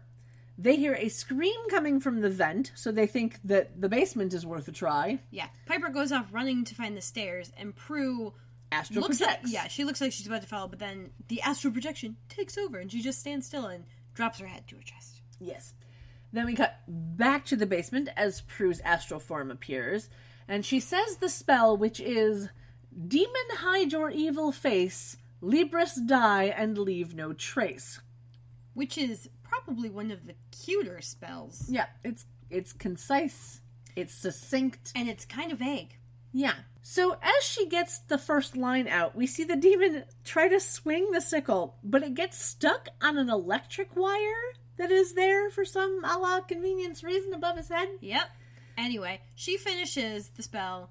Just as the sickle cuts through the electrical wire, he gets electrocuted as well as getting vanquished. And then as he disappears, the sickle drops down on the floor next to Phoebe, and Prue astral projects into her body. Yeah. Again. So, and it's really funny because, like, Phoebe kind of curls up to get away from the sickle as it falls. Yeah. So, but what I want to know is if he's really vanquished, because her spell said leave no trace, and yet the sickle is still there. Just saying. I don't know. Maybe the reason is because he had to summon it. It's something. I don't know. Yeah. I'm just saying it's a thing where it literally says in the spell, leave no trace, and yet his weapon is still there, just in the basement of the library. Yeah, it's a real Chekhov's sickle. Yeah. Yep. Anyway, Charlene thanks Phoebe for her help so that she can move on, and Phoebe's like, "Oh, you're welcome." Yeah. And she really was very happy that Charlene was a quick study on how to move material objects. And then Charlene, like, closes her eyes, getting ready to ascend to whatever. And nothing happens. Nothing happens. Zippo. She opens like one eye and she's like, wait, why am I still here? Yeah. And they just look confused at each other. Yeah, they're both confused as to why she hasn't moved on, and we go to commercial break. When we come back from commercial, we get an exterior night shot of the manor. Prue, Piper, and Phoebe are in the kitchen around that table. Yeah. And they're kind of debating why Charlene hasn't moved on. And we see Charlene kind of floating around in the kitchen behind. And it kind of looks like a practical effect, except I don't know how they would have gotten her to go up and down while floating. The only thing that I could think of is that she was on some sort of, like, something. Like they had her on something that was able to bounce. Whatever. It was just hilarious. But she's floating around the kitchen quite easily because she's very frustrated. She asked if the vanquishing spell really worked, which was the same thing that I asked. Piper, of course, thinks that there is a possibility that the Libris isn't really gone, just like the Demon of Illusion wasn't gone the first time. But Phoebe reminds her that the spell was specifically written for him, so it had to have worked. And Prue says that his sickle wouldn't have been left behind if he were still alive. Like, why is that the conclusion you got to? How is that the conclusion you got to? Especially when the spell specifically says, leave no trace. Yeah, it's weird. Yeah. Anyway, a la convenience, what can you do? Yeah, Charlene gets super angry that no one apparently has a clue and just shoves a bunch of blue plates off a table and they crash on the floor. Yeah, and she apologizes, and then the flyer about Tyra just kind of falls to the floor. It was apparently I smell nearby. A writing a la convenience here. Because Prue picks up the flyer and she's like, well, maybe Charlene has to get justice for someone else's murder. And I'm just like, really? You had two plot lines you couldn't figure out how to resolve. Or you had one plot line you couldn't figure out how to resolve, so you used the resolution of the other? Yeah. To do it? Like, what? This is stupid. Yeah, it was a little contrived. A little? I'm being nice. I'm being generous. I mean, we all know that, ghosts, once they get their business done, are gone. Like, Charlene never knew about Tyra. She had no clue. And you couldn't have made Charlene be Tyra because that wouldn't work with the timeline you have. It was like, oh, here's our A plot, and here, let's just tack on random bleep plots someone else wrote for a different episode that we didn't end up using. Yeah. And we'll figure it out later. Yeah, it does seem just a little bit screwy. That's a good word. Yeah. Yeah. Anyway, we cut to the pawn shop the next morning. The pawn shop. Gibbs opens the door, walks in, pulls up the blinds, and flips over the open sign. And I'm like, you haven't even really turned on the lights or gotten ready or anything. Yep. Your shop is not ready to open. Yep. Anyone in retail would know this. Yep. He then pulls out flyers about Tyra out of the mail slot and throws them in the bin before turning on the lights. He takes off his coat and heads toward the counter, and we can see that he is in a black button-down that is completely open, over a gray t-shirt tucked into black pants, and he has a belt with a large silver belt buckle. Charlene then ghosts through the door, locking it behind her, and flips the open sign back to closed. And Gibbs kind of goes, who's there? And I'm like, the back of your store, like the counter, is literally maybe 30 feet from the door, straight sight. You can tell no one's there, dude. Yeah. Don't horror movie this shit. Yeah, so he's confused and maybe a little scared, and he gets a small revolver from under the counter. Like a really small revolver. It's like a 22. Yeah, it was super tiny. Yeah. Super tiny. I would expect this dude to have a shotgun in the back. Or, yeah. Under the counter. Yeah. That seems more his speed. This 22? Yeah, or at least a 357. Something a little bigger. Yeah, he could do with a Desert Eagle. Yeah, something a little bigger. But no, he's got this little pea shooter. Yep. But, as we know, a gun is a gun. It'll still kill you no matter how small it is. A well-aimed shot will kill you. Yeah, but shotguns are more effective. Actually, not always, depending on the shot that's in them. That's fair. Buckshot versus birdshot can change the outcome of a shot. Although I imagine that if you're wanting a more effective deterrent but less likely to maim, you would just use more ineffective shot in a shotgun because it'll get wide, and then whoever gets hit, well, you can claim trespassing as long as they don't die. Well, although the sign was flipped to open, so shit out of luck there, dude. Yep. Though technically she flipped it back to closed, so true. Of a gray area there. Yeah. Anyway, Charlene calls out his name, which he apparently hears, and then she picks up a guitar. She, like, swings it from its stand. Yeah, like, at a lovely angle where the top part of the guitar just kind of stays in place and the rest of the body just comes up. Yeah. And she, like, strums a couple of strings, and then he shoots the guitar. He, like, stops, looks at it, and then shoots it through the body. Yeah. And it drops to the floor. I'm just like, why would you shoot the guitar? You would shoot the area around the guitar. Maybe he's just a bad aim. Maybe he's just an idiot. Well, there is that. Yes.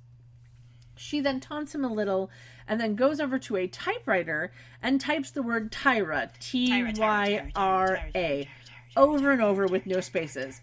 And it looks a little bit like Ratty over and over. Yeah. When you look at it, it's just kind of funny. So she then knocks his gun out of his hand before he can shoot the typewriter and pulls the blinds down. Now, here's the thing. I understand she's a ghost, but she went from the typewriter to the blinds in, like, near instantaneously. Mm-hmm. It was just a little weird. Well, it's only like 5 feet. It was just a little odd to me. Because the guitar was pretty much right next to the front door. Yeah. And the typewriter was next to the guitar. I'm just saying. Eh. Whatever. I mean, when we're talking about ghosts, I don't find this bit to be unrealistic. No. Compared with the ghost. True. Anyway, he asks what's going on and who it is. She responds with vague answers and then pushes him to the floor, asking how he likes to be pushed around. She takes the Tyra flyer out of the bin, calls him a murderer, scrunches it up, and shoves it in his mouth. And then she says, "I'm the woman you murdered." Which just... I love that she doesn't say the name. She's just like, "You murdered me. That's who I am. Doo-doo-doo-doo-doo," you know. I imagine the flyer probably helped that assumption. Yes. But yeah, he's like, "Leave me alone," and gets up and runs through the glass front door. Without opening it. Just crashes right on through. Glass and wood flying everywhere. And she, like, gets him on his back in the middle of the sidewalk and tells him that he has to admit to killing her or she'll haunt him for the rest of his life. Yeah. He's like, "Okay, I killed you. She's like, "Say my name. Say my name. Yes. Just as Prue, Piper, Phoebe, Daryl, Cleavant, and 2 other policemen walk up to them. He says it. He says, I killed Tyra Wilson. Yeah. So, Cleavant has on dark clothes under his tan jacket today. Daryl has on his long tan coat over his suit, where we can only see that the shirt and tie are the same matching shade of peachy orange. He likes that shade. Yeah. And apparently it's cold and rainy on this April day in San Francisco because Prue is in a long leopard print coat that we have never seen her in before, with black leather gloves and a wool hat, and her hair is in pigtails. It was a very specific look that we've never seen her in. Yeah. Piper is in a long gray coat with a scarf around her neck, and her hair is up in an elaborate updo. And Phoebe is behind them in black clothes under a pink rain jacket holding a black umbrella. And the 2 policemen behind Daryl have on bright yellow raincoats over their uniforms. Mm-hmm. Yeah, it's an interesting ensemble. Yeah. Anyway. It was a very interesting group of outfits, if you will. So, anyway, as he's telling everyone he killed Tyra Wilson, Cleavant kind of just says, "I'm so glad to hear you say those words." Yeah. And Prue's like, "Daryl, you get him?" Daryl's like, "Shit, yeah." Oh, yeah. Grabs Gibbs. And Gibbs is like, "Wait, what's going on? Dude, you fucking confessed to murder on a street next to a cop? Like, what do you think is going on?" Yeah, so he's very confused as he's being put in he's handcuffs. the kind of idiot that shoots a guitar when clearly someone else is holding it up. Well. Who asks, "Who's there?" When there's no one there. When he sees a sign flip and no one is flipping it. Yeah. But, shock affects us all in different ways. Yeah, Piper makes a joke about how he looks like he's seen a ghost. Yeah, Cleavant says that he hopes Gibbs rots in hell, and then the police take him away. Daryl then asks how this is connected to Charlene. And Prue's like, don't worry about it, it's a cosmic thing. Yeah, so Daryl just kind of walks away. He's learned not to ask too many questions around them. Yep. Cleavant picks up the scrunched flyer of Tyra, and the girls check on him to see how he's doing. And there's a sweet little moment where Prue is sure that he's going to be able to move on now, and they hug, and he walks away, and Charlene is happy to help someone's father be happy, even if it wasn't her own. And then, Prue basically is like, yeah, I get that feel. And then Charlene disappears in a glow of golden light because she has done her helpy best. Yeah, they do kind of like an outline effect on her, and they light her. She's clearly on a green screen, just in front of the pawn shop set. Mm-hmm. And then they kind of do this like moving up blur effect as she just kind of like ascends, quote unquote. Yeah, it was a lovely golden light. It was a quite lovely effect. Yeah. And then we get a quick shot of the moon over the buildings with the water in front that we have had before an exterior shot of P3. Now, I believe that we've had this shot before. There's no extra little P3 sign, no now appearing sign. There's a ton of people waiting to get in. We don't see the Goo Goo Dolls now appearing sign that was underneath the awning. Nope. And this is one of those shots where I vaguely think that if they had panned down, we'd see Jenny trying to get her way in. Probably. Yeah. But anyway, inside the Goo Goo Dolls are on stage, and their lead singer has the soccer mom speaking to the manager haircut. Yeah, that was indeed the style that he had. Yeah. And now they started in 1986, so this is 14 years in. He's like 40. Yeah, I don't know how old he is. He's like 40 and he's got that haircut. I'm just like, well, yeah, that's very soccer mom of you. Mm-hmm. They are playing their song Broadway, which was one of my favorites. Mm-hmm. Phoebe walks up to Prue and Piper, and she is in a light blue dress, and her hair is in a couple of little buns at the base of her neck. And we can kind of see that Piper is in a black dress with her hair pulled back by a very thin headband. And Prue is in a red dress with some sort of pattern, but we don't really get to see it very much. And her hair is down. We don't get a view below their heads at this point, basically. We get boobs, and that's about it. We get busts. Yeah. We learn that Phoebe has apparently aced her finals and gained some perspective on what's important in life, so she decided to sign the birthday card for their dad. Piper holds out the card to Prue, who still refuses to sign, saying that she just needs to accept that their dad's never going to change, and she's got to be okay with that. Nice sentiment. Yeah. And then Leo walks down the stairs, and he is in khaki pants and a long-sleeve yellow shirt. Okay. It's an odd look. Yeah. But it's Leo, so we forgive. Yeah. Yeah. Anyway, Piper goes over to him, and we can see that her dress has some nice white stitching across the bust. Yeah. It's actually a really cute dress. It is. Yeah, it was super duper cute. And she asks him how he got in, because white letter pay sucks. Yeah. And he's like, well, I just didn't tell the bouncer I don't work here anymore. Yeah. Piper uses that to bring up the fact that he never told her that he was married, and he says that he didn't want to upset her because it was literally a different life, and it has nothing to do with their relationship. And she's like, I'm not mad, but you need to be honest with me if we're going to have as normal as possible a relationship we can. Yeah. So no more secrets, no more lying. He says that she's right, he says that he's sorry, and asks her to forgive him. She says she'll think about it, and then they both smile. It was really cute. Uh-huh. It was super cute. And then Leo breaks the moment by asking how much she thinks Dan really knows. Mm-hmm. But she's like, nah, we'll burn that bridge when we get to it. Yeah, like, we'll worry about that later. And then they go over to join Prue and Phoebe to watch the Goo Goo Dolls play. And we finally get a full body shot of all three girls. We can see that Piper's dress actually has the white stitching all the way down the dress in a lovely swirl pattern. And Prue's dress is like an orangey red, some sort of pattern. It's hard to determine, but it looks good on her. Mm-hmm. And we can see that the audience is clearly not dancing to actual music. Yep. And again, I've heard the studio recording of this song enough times to know that this is exactly that. Yep.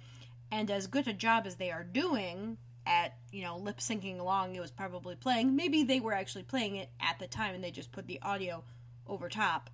Don't know. But I mean, it made me think a lot about the weird convention of having like a quote unquote live band in a scripted television show. The audience of the band would in normal circumstances be making noise and like enjoying it and dancing around and like talking to each other. But in this one, you can't have that happening because that would ruin the sound, especially of the main characters talking. Yep. So you have to... It's really fun if you see clips of shows before they put the music over top of people dancing. It's so awkward and silent, and then that makes you realize exactly why it is that no one is dancing at the same pace. Yep, because they're not dancing to any actual sound. Nope. And it's always hilarious, and I always love seeing it. Yep. Even as it annoys me a little. Yeah. It's very fun. But it kind of reminded me of when Yo-Yo Ma was on The West Wing. Mm-hmm. Because he actually was doing it live for every take. No, I was just watching The Defenders, and there's a scene with a quartet. Or maybe it was a quintet. No, I think it was a quartet. But, like, they were actually playing music. Yeah. They did get, like, 1,000 shots of Sigourney Weaver doing the exact same thing in that scene. But, like, it was clear that they were actually playing the piece, and they're just like, we'll see how many shots we can get of this, so it'll work out. Yeah. But the reason that I brought up the Yo-Yo Ma thing was there was an interview where the director... I think you mentioned this, yeah. Possibly. The director was asking a question about, are you, do you want to just do it on the you just play and we'll play this music over? And Yo-Yo Ma just kind of looks at him and goes, I know what you're worried about. That I'm not going to be able to play it the exact same way every single time. Stop worrying about that. Yeah. And then he went to play it the exact same way every single time because he's fucking Yo-Yo Ma. Mm-hmm. Like, he is amazing. And if you have never heard him play the cello, go Google that. Go YouTube that. Mm-hmm. Enjoy. He's also a delightful personality. Yes. Mm-hmm. So, we have reached the end credits. Yes, we have. Which means that we are on to our ratings portion. Mm-hmm. Am I going first this time? Yes, you're going first. Okay. I am giving it an 8 out of 10 all-night libraries. Okay. Makes sense. I will give it a 6 out of 10 ineffective barrettes. Nice. Yeah. Yeah, I mean, I like it. I won't skip it in a watch. Mm-hmm. But, the writing stuff, and it's just kind of meh for me. Yeah, there are certain scenes of this that I would watch again. Well, yes, but you are like 1,000% on the Piper Leo train, which Absolutely. is why you love this so much. And I am very much on the nice orbs train for this episode. Mm-hmm. But other than that, like, there wasn't a whole lot to endear it to me. Yeah, no, it's definitely not one that, like, I would actively seek out to watch. Mm-hmm. But it's not one that I hate, which is good. Yeah. So, I mean, I don't hate it either, but yeah, I'm not all that enamored of it. So, with our ratings out of the way, we are down to outfits. I personally liked every outfit in the final scene, all 3 dresses. I concur. And, like, it's kind of sad that they only got to wear them for a few moments of screen time. Mm-hmm. Because I liked those outfits the best. I also kind of liked the white shirt that Phoebe had with the sheer shoulders. That was kind of cool. I enjoyed Prue's outfit when she was at the pawn shop. Pawn shop. So in Brooklyn. Yeah. So that's it. That's it. We are done. We're on to social media plugs. Yes. As always, you can reach us at charmchats.com. Mm-hmm. You can email us any of your questions, comments, queries at charmchats@gmail.com. Indeed. You can find us on Twitter at charmchatspod. So if you have any questions, comments, queries, or comments, you can also tweet them at us there, and we will respond as quickly as possible. We can be found on Tumblr at charmchatspod.tumblr.com. That one's basically just random gift sets of episodes that we have watched that I will put up one a day. Yeah. Because life. Spoilers. Yeah. Yeah. Yeah. I don't put up anything that we haven't already seen. Yeah. Because spoilers. Yes. We can be found on Facebook at Charm Chats. You can message us there as well with your questions, comments, queries, and quements, which is one of my new favorite phrases. Quements? Quements. I don't know why. I love it. Well, you can thank the Nerdist boys for that one. Love it. You can get us on Instagram, where you can get to see lots of adorable pictures of Blue. Indeed. And I'm going to take one of him in his doggy hammock because it's fucking adorable. It is adorable. And, of course, if you would like to help us get better and be able to do more awesome stuff, you can always support us on Patreon at patreon.com/charmedchats. You will get some pretty funny little bloopers. Bloopers. Or tangents. There are at least one every month, usually 2, sometimes 3. Yeah. Yeah. And those are only available for Patreon patrons. But you can be a patron at any tier and be able to as see little those. as $1 a month. Indeed. So the other thing that I would ask is if you are listening to us on iTunes or any other podcast app that allows you to rate and review us, please do that so that other people can find us and enjoy. So until next time, sleep tight. Don't let the warlocks bite. Goodbye. Bye.